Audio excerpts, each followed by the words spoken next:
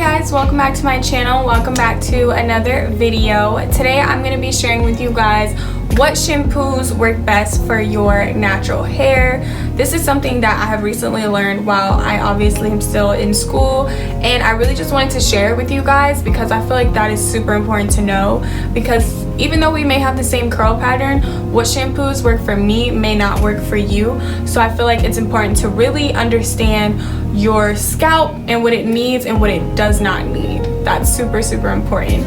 So if you guys are interested in finding out what shampoo is perfect for your natural hair, please keep on watching. Okay guys, so I have my notes here broken down for you guys because I wanted to make sure that I hit everything for y'all so you understand it the way I learned. So let's start off with low pH shampoos. So low pH shampoos are shampoos that are obviously low in pH. If you don't know the pH meter, it is pretty simple, but 6.9/7 is the middle, and that's where you want to be. This is the perfect.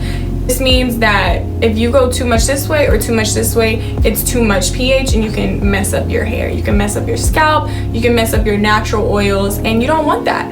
So with low pH shampoos, these are going to be very low, obviously, in pH. They're going to either be at that 7 or at that like 6.9, 6.8, but they're not going to be too high and they're not going to be ultra low, so where you don't clean it. And these shampoos are best for dry, brittle hair because it is that mild clean.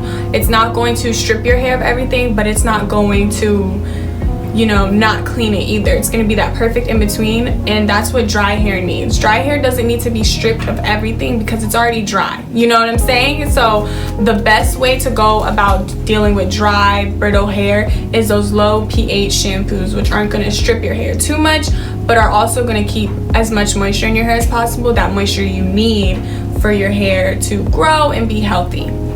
Okay, so next after low pH shampoos are medicated shampoos, and those are pretty self-explanatory. I would say so myself because they have medicine in them. These medicated shampoos are going to be those for like dandruff and hair loss and, you know, things like that.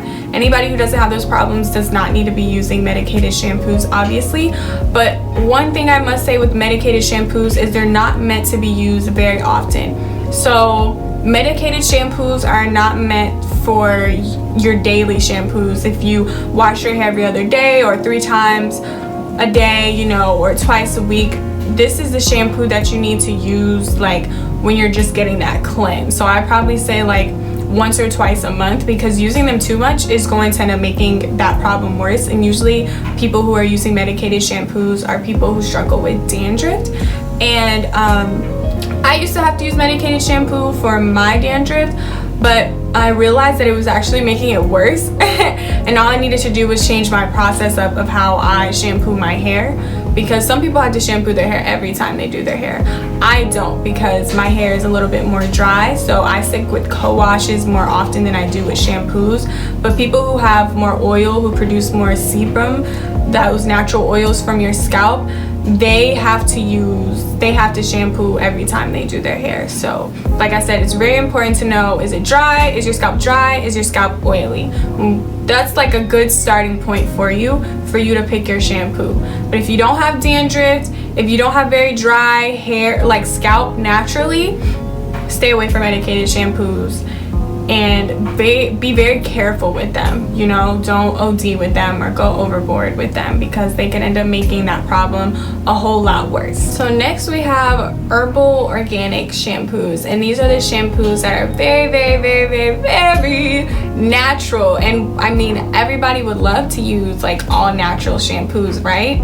But you have to be very careful with all natural shampoos. If you're somebody who has very sensitive skin, I wouldn't recommend using herbal shampoos and things like that, because you don't want to break out and you can have a really bad reaction to herbal things. So it's very important to know if you have sensitive skin or anything like that.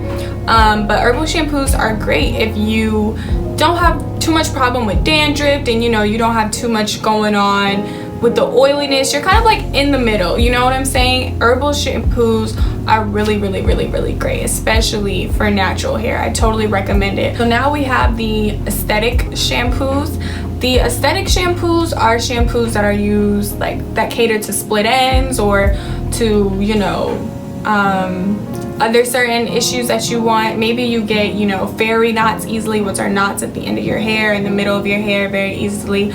Shea Moisture has some great aesthetic shampoos, you know, shampoos that are just meant to detangle your hair while also washing it. Those are really great, but you also need to know what your hair needs once again. So if your hair on wash day, like, your hair just has a tendency to tangle up very easily, you get those fairy knots very easily, Shea Moisture has a really great detangling shampoo, which is an aesthetic shampoo. So if you have split ends, that would be another thing that you would find a shampoo that helps with split ends, because you're prone to split ends. It happens. Some of us don't have to worry about that, and some of us do. So when it comes to the aesthetics, those are pretty simple as well. You just have to know what your hair needs, what your hair wants. And secondly, we have dry shampoo. And I know you're probably like, dry shampoo, you know, dry shampoo is mainly used for straight hair, but not necessarily. Black women can use dry shampoo as well. I use dry shampoo sometimes when my hair is straight, just because I'm not ready to wash it. It doesn't need a wash, but I also don't want to use those gels that you would use if you had like braids or faux locks or something like that. So I think dry shampoo is still great if you don't produce too much oil while your hair is straight. My hair doesn't produce that much oil while my hair is straight, but I still put oil in it. So the dry shampoo just kind of balances out when I feel like that oil is just weighing it down a little too much. But other than that, that's the only thing I would use for dry shampoo. Obviously, dry shampoo is great if you have straight hair as well. Just don't overdo it. Don't overwhelm your hair. Don't push your wash day, you know, go for it. I also like to use dry shampoo sometimes when I know I'm gonna have to skip wash day because I don't have time, and I'm gonna have to like put my hair in a bun or something like that. I know that dry shampoos will be perfect for that moment right there. Okay. Lastly, we have the daily shampoos.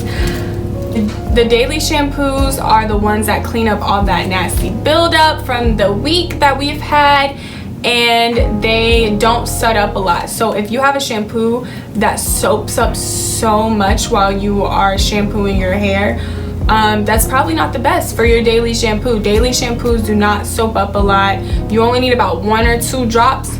One in the front, one in the back, one in the front, one in the back. You know, when I wash my hair, I go through twice. So for me, daily shampoos are what I would use once a month, because I co-wash any other time and I daily shampoo once a month.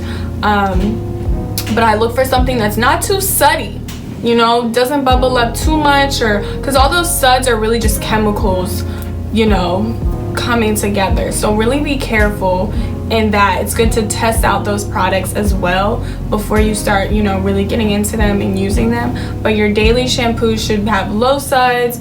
It should help with the buildup, and they're really great for more Afrocentric hair, curly hair. Obviously my hair texture, but I have a dry scalp, so I have to cater a little differently to that, which leads me to the next and final last shampoo, which is co-washing. Co-washing is not necessarily under the umbrella of shampooing, but I consider it under the umbrella of shampooing because that's how I usually cleanse my hair, and it's really great. Like, co-washing is literally the perfect thing when you have a dry scalp and you want to clean your hair, because it cleans your hair, it helps keep it from getting tangled while you're washing it, but it also keeps that moisture locked in, and it also helps me get my curls right. So if you have if your curls at the roots just aren't cooperating with you, try using a co-wash every now and then. I even know women who have wavy hair who co-wash. So like I said, it truly depends on your scalp. So if you're someone who use Head and Shoulders, Sulfur 8 for your dandruff and stuff like that, don't use that as your daily shampoo, because you're jacking up your pH balance, your natural oils and everything like that, and in the end it's going to be even worse. So you don't want to make your problem worse than it already is.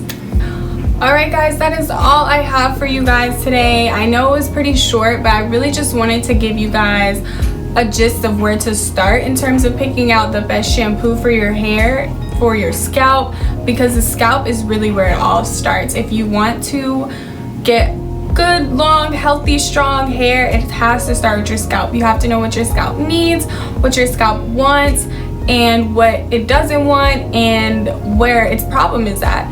And with that, you will go a super long way. So I hope that this video was helpful for you guys. If it was, like and subscribe down below, and I will see you guys in my next video.